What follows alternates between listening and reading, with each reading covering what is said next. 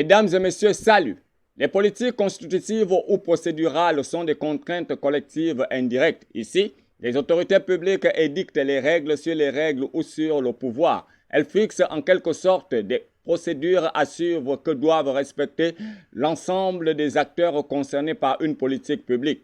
Le plus souvent, ces politiques se traduisent aussi par la création de nombreux cadres institutionnels comme la décentralisation, le code pénal. Nous avons également les politiques réglementaires qui sont des contraintes individuelles et directes. L'action publique consiste ici à édicter les règles obligatoires qui s'appliquent à tout individu dans une situation donnée. Dans cette perspective, l'État oblige ou interdit dans des circonstances spécifiées. Ces politiques s'appuient sur un droit contraignant visant des comportements individuels clairement définis, comme le code de la route.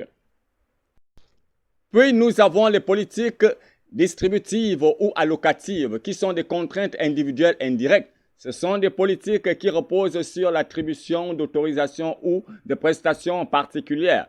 Un individu est bénéficiaire d'une action publique parce qu'il a rempli un certain nombre de conditions fixées par des autorités publiques. Ici, l'État alloue des ressources matérielles ou juridiques sans obligation.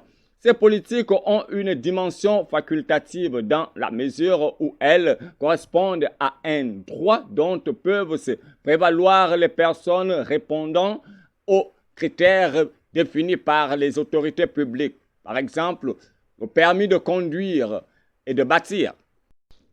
Et pour finir, nous citons les politiques redistributives qui sont des contraintes collectives directes. Ici, la puissance publique fixe des règles concernant un groupe définies par des critères qu'elle édicte.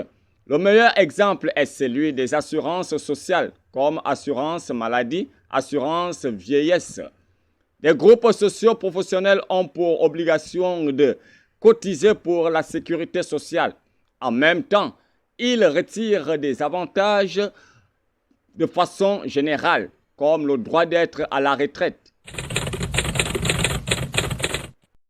Je cite le professeur Yves Paul Mangem.